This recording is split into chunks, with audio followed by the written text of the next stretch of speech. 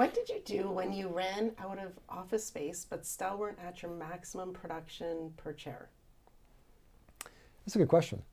So there are lots of ways to reach the maximum production per chair.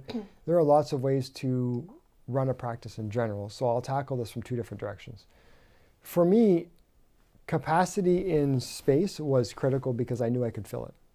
So I always want to have pretty close to my maximum capability within the space that I have. But in our practice, as an example, we were, I think, 7 chairs when we started. We were 2 dentists and 4 hygienists. It's tight. Okay, so we were always short at least 1 chair, if not 2. It's hard to hit a comfortable, to have a comfortable production environment in inadequate space. Yes, you could push harder, but if the space is at all possible, get it because you can grow it. Now, could you wait until you hit the, as we talk about, 500,000 per chair before you grow? Yes, you could.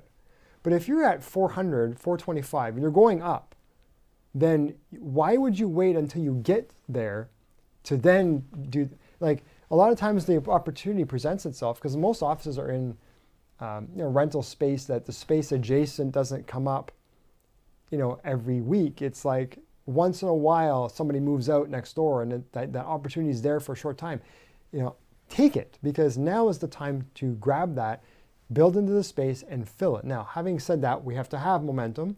We have to have the team growing. We have to have the patient base growing. We have to have the practice going in the right direction. Now, it doesn't take a long time to do that, but if we don't have a positive trajectory, then, we want to make sure that we got a clean handle on numbers before we go and bite off more space. Now, having said that, more space is always, almost always, a great opportunity to grow practice. I just did a call last night with one of our members. 8 chairs, but grossly underperforming practice. We can triple that practice in that space. But you have that potential. The hardest thing is the person that comes on with 3 chairs and wants to grow. And you have a doctor and 2 hygienists. It's like there's no space to do anything. Like you're stuck. If you're working out of 1 chair, you're not going anywhere.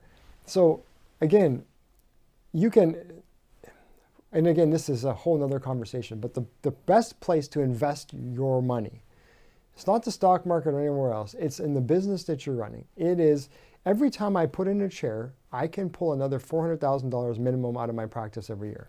Maybe not in the first year, but pretty consistently after. If a chair costs me less than $100,000 to put in, why would I not do it?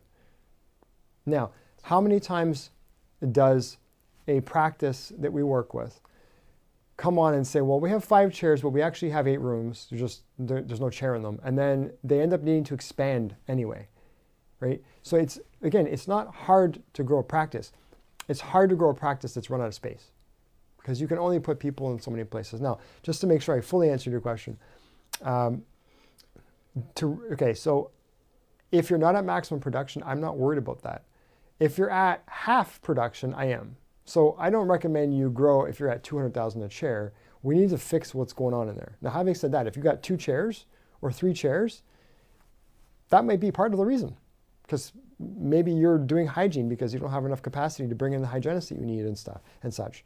So that might be part of the issue. But if you're at 4 chairs and above, then we should be aiming for at least 300 plus per chair to then say, okay, yeah, we can expand.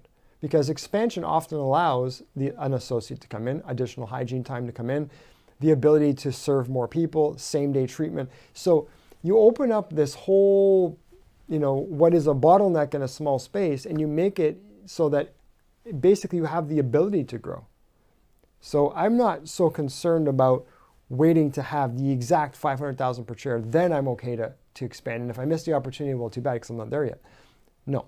And again, this is a good question that whenever any of our members listening to this are wondering, what should I do? This is a great time to reach out and ask because, well, I'll be happy to coach you through that. I mean, I do this every day, happy to coach people through, should I expand? How much should I expand? What should I do first? How many chairs should we open?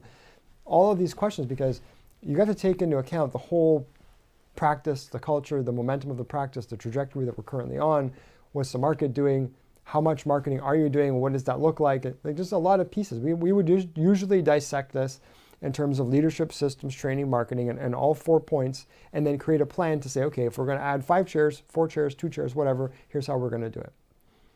You know, I'll shout out to Dr. Birchfield's group. Okay, so they went from 6 chairs to I might forget now. It's 12, maybe 14. I think it's 14, and they're filling that space. Okay, so that's not a small expansion, but they're filling the space. Okay, well, we did this. We went from 7 to 14, eventually to 17. And every time we did, we doubled the space and we doubled the practice within 2 years. So it didn't take long to fill it. Now, if you're cautious and you want to put in this space and then put the chairs in after, that's fine. But every time we see this happen, it's like the person needs those chairs faster than they can get them in because they realize, oh, if I have the extra space, or it's like the same question as I have a hygienist who's not fully booked, or you know, should I bring on a hygienist if I can't fully book them, right? I hope this isn't one of your questions. It isn't. Okay, so I'll answer it here.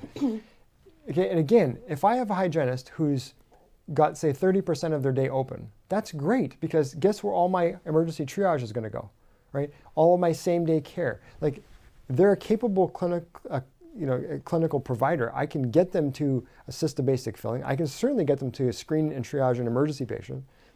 I can get them to do maybe it converts to a new patient exam. We do that right then, right? So there's so many things if you're thinking creatively, if you've got the systems for it. And this is all stuff that we teach. None of this is new that I'm talking about, right? Right. So again, expansion is almost always yes, unless the practice is grossly underperforming or there is some issue that we need to talk out. So, you know, when in doubt, ask us for advice. We'd be happy to do that. But 9 out of 10, I say yes, do it. Perfect. Yeah. Excellent.